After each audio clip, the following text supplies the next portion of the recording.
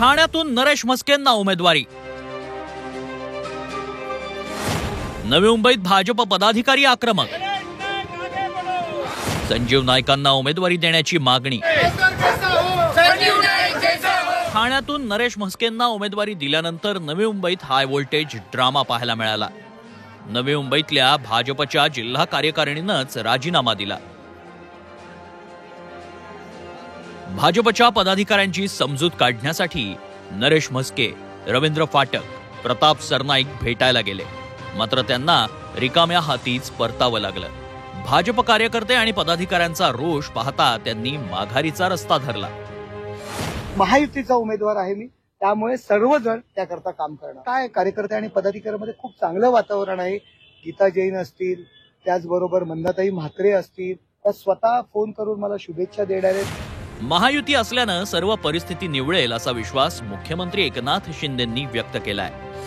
नरेश म्हस्केंना उमेदवारी दिल्यानंतर त्यांना संजीव नाईकांच्या पदाधिकाऱ्यांच्या रोषाला सामोरं जावं लागलंय। नगरसेवकांनी राजीनामा नवी मुंबईच्या अनेक भाजप ऐका तुम्ही अर्धवट माहिती आहे तुमच्याकडे।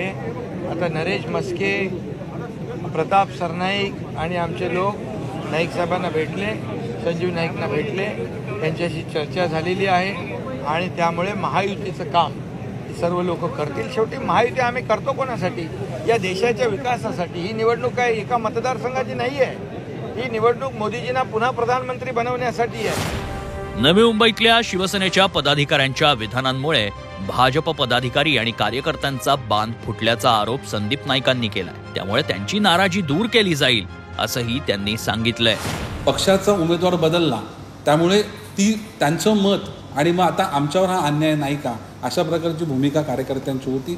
परंतु त्यांचा जो काही त्यांची नाराजी आहे ती नाराजी दूर करण्याचा आम्ही प्रयत्न केला। एका व्यक्तीचं स्टेटमेंट हे पक्षाचं किंवा महायुतीचं स्टेटमेंट नसू शकतं, त्यामुळे आमच्या स्तरावर आणि नंतर मग वरिष्ठांच्या स्तरावर या कार्यकर्त्यांची समजूत काढून पुन्हा एकदा तिसऱ्यांदा मोदीजींना पंतप्रधान बनवण्याकरता आम्ही सर्व नवी मुंबईमधले भारतीय जनता पार्टीचे सर्व पदाधिकारी प्रयत्नांची पराकाष्ठा करू। ठाणे लोकसभेसाठी खरं तर संजीव नाईक इच्छुक होते। गेल्या 2 महिन्यांपासून ते लोकसभा निवडणुकीची तयारी करत होते। संजीव नाईक यांनी चांगली कामं केल्याचा दावा भाजप पदाधिकारी करतायत।